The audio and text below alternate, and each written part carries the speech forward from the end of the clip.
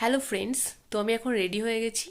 তো আজকে আমার একটা বোনপো, তার বার্থডে আছে, তো সেই উপলক্ষে সন্ধ্যাবেলা একটু কেক কাটবে বলে ডেকেছে। তো চলো যাওয়া যাক, গিয়ে সবটা দেখাচ্ছি। তো এখন আমি যাচ্ছি। তো বাড়ির প্যান্ডেল প্রায় কমপ্লিট হয়ে আছে, কারণ একদিন বাদেই বিয়ে। এখন চলে এসেছি। তো এই যে পাপাইয়েরই আজকে জন্মদিন, বেলুনটা তো তাই পাপাইকে বললাম একটু তোর ফটো তুলি।